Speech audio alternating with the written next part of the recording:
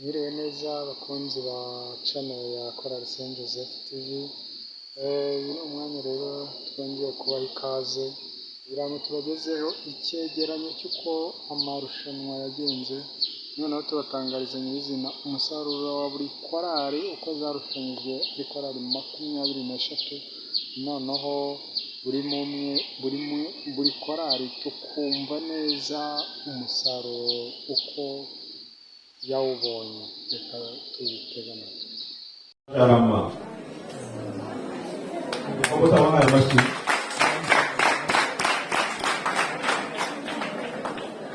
Inkoramutima Sharama zagize amanota 31 n'igice kimwe.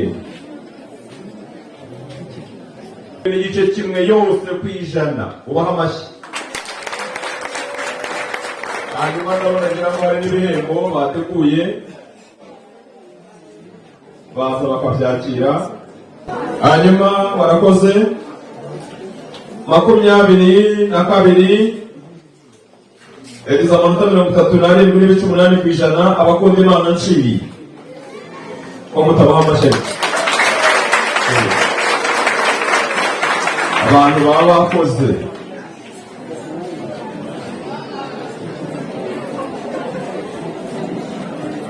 aba 21, reka tuvuga aba 20 kuko hari amakorali abiri yaje kunganya amanota.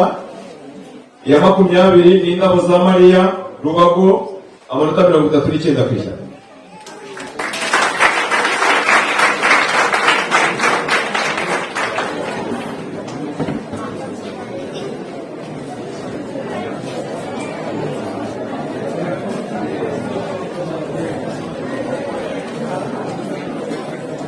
Ya 19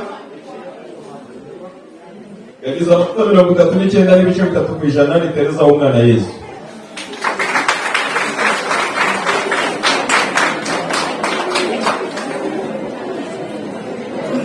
Tugeze mu cyiciro cya kabiri cyagabanya amanota 8 n'ibice 2 bari muri 40.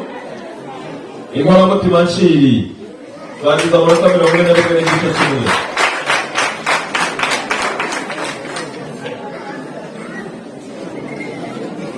Ya 17 yagize amanota 42 n'ibice 6 kw'ijana. Ni umushumba mwiza Jarama.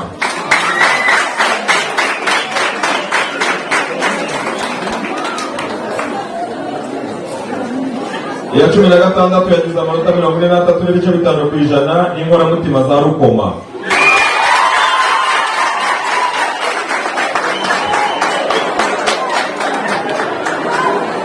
Ya 15 yagize amanota 48 n'ibice 6 kw'ijana. Ni Roza Mustika Rwago.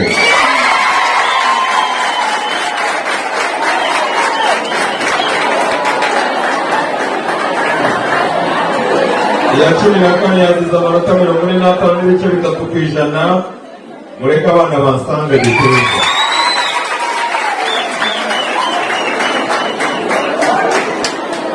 Ya 13 yagize amanota 46 n'igice kimwe kw'ijana. Ni Inkoramutima Rubago.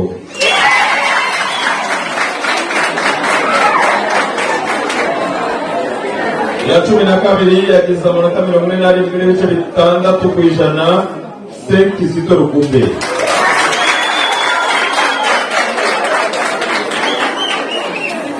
Ya 11 yagize amanota 48 n'ibice 3 kw'ijana. Saint Marie Rukumbe.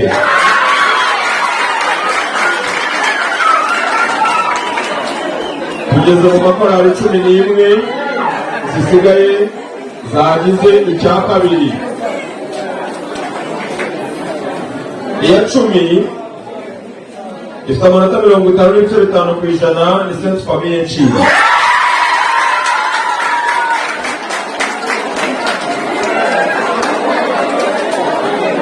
Iya 9 ifite amanota 57 n'ibice 3 kw'ijana. Ni Abajambo Rukoma.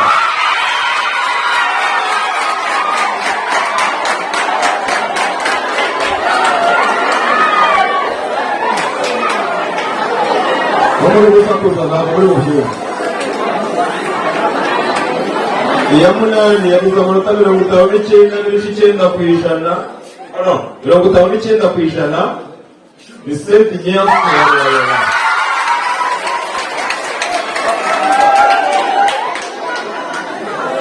karindwi yagize amanota 59 n'ibice bitatu.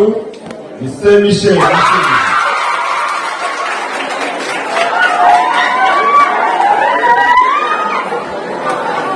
Iya gatandatu yagize amanota 60% ni Urumuri Shuri.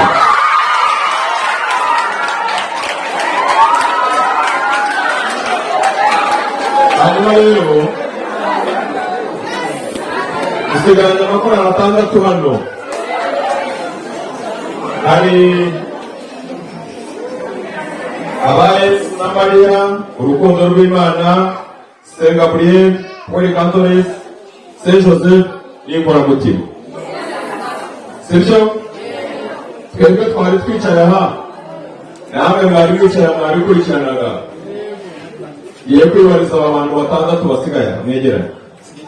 Nk'uko mwabibonye, umwanya wa mbere turawuha bande.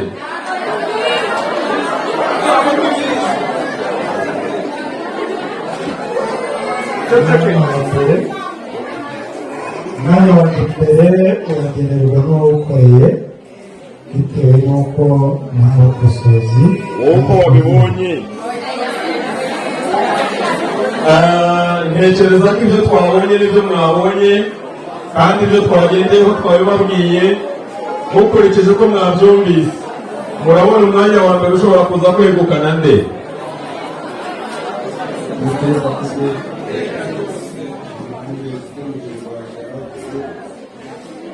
umwanya wa mbere nk'uko mwabigenje w'abakosozi mu minsi aho ugiye gufata umwe rero hamwe n'ubundi kuzigereza n'uwaturiye.